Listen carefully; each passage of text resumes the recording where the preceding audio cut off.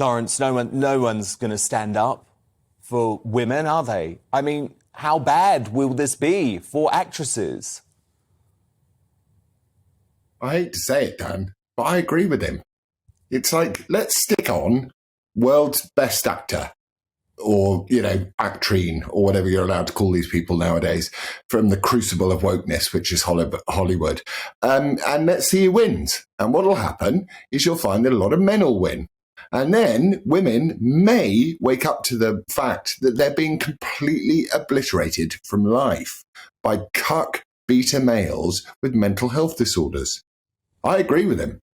Best award for the best performance. Best award for the best director. It doesn't go best female director or best male director. It's best director. Catherine Bigelow, amazing director. There are some great men and great women in this in this field that used to be interesting called show business.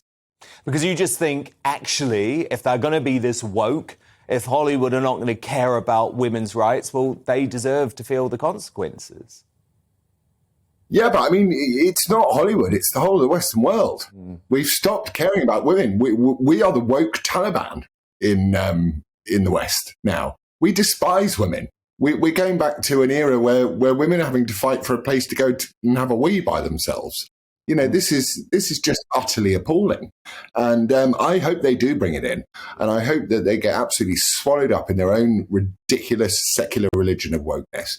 Yeah. And they will, because exactly. Because what will happen, and this is what's going to happen, by the way, with the Woke Brit Awards, who have axed all gender categories to appease Sam Smith, is that they'll end up start saying, well, actually, we've got to have quotas because all of a sudden there's all of these blokes being nominated and they don't understand what they're doing. But for me, this is just about tradition. It's just about tradition too. I want there to be a Best Actress and a Best Actor award. But I think you're right. They're going woke and they're losing the plot on this. Speaking of losing the plot, Laurence, the Sir Francis Drake Primary School in South London has decided to waste many hours of time and many thousands of pounds renaming their school in a bid to distance themselves from the slave trade. They say it's at odds with their modern values.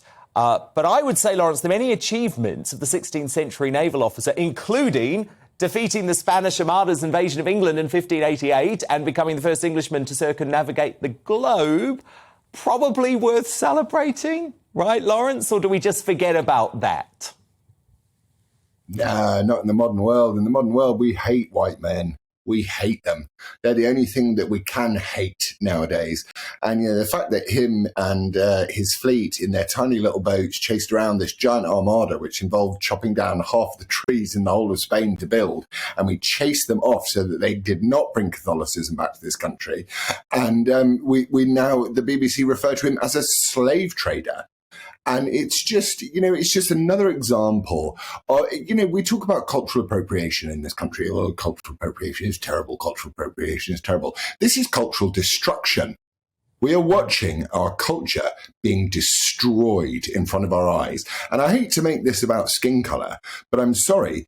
The white people in this country need to turn around, not the white liberals who live in Islington, but the white working class people in this country need to stand up and start voting for people who support them, not the people who support those that want to rip and tear and destroy our culture.